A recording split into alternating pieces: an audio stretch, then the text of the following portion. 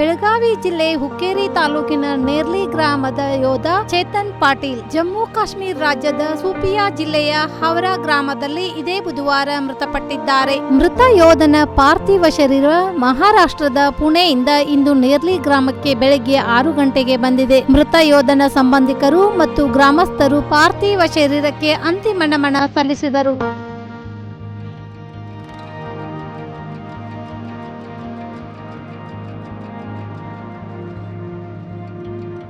ಚೇತನ್ ಚಿಕ್ಕವನಿರುವಾಗಲೇ ತಂದೆ ತಾಯಿಯನ್ನ ಕಳೆದುಕೊಂಡು ಹೆಬ್ಬಾಳ ಗ್ರಾಮದ ಅತ್ತೆಯ ಆಶ್ರಯದಲ್ಲಿ ಬೆಳೆದಿದ್ದ. ತನ್ನ ಮದುವೆ ತಯಾರಿ ನಡೆಸಿದ ಚೇತನ್ ಈ ಹಿಂದೆ ನಿಶ್ಚಿತಾರ್ಥ ನಡೆದಿತ್ತು. ಸಂಬಂಧಿಕರ ಆಕ್ರಂದನ ಮುಗಿಲು ಮುಟ್ಟಿದೆ.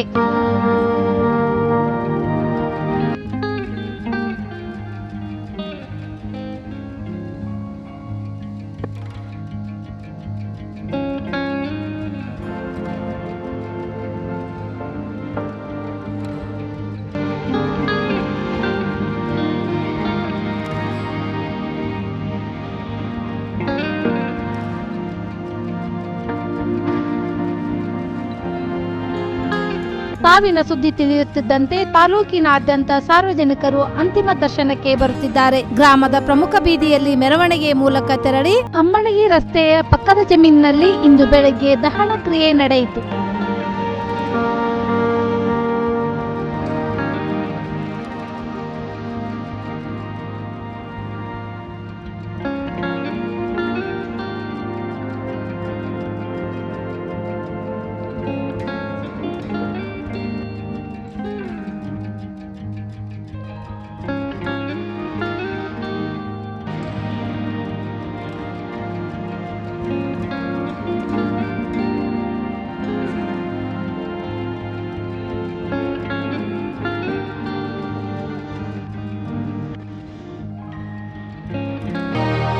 ವೀಕ್ಷಕರೇ, ನಮ್ಮ ಸತ್ಯಂ ವಾಹಿನಿಯ ಪ್ರತಿದಿನದ ಅಪ್ಡೇಟ್ ಮಾಹಿತಿಯನ್ನ ತಿಳಿದುಕೊಳ್ಳಲು ಸತ್ಯಂ ಟಿವಿ ಕನ್ನಡ ಯೂಟ್ಯೂಬ್ಗೆ ಸಬ್ಸ್ಕ್ರೈಬ್ ಹಾಕಿ ಹಾಗೂ ಬೆಲ್ ಐಕಾನ್ ಅನ್ನು ಕ್ಲಿಕ್ ಮಾಡಿ.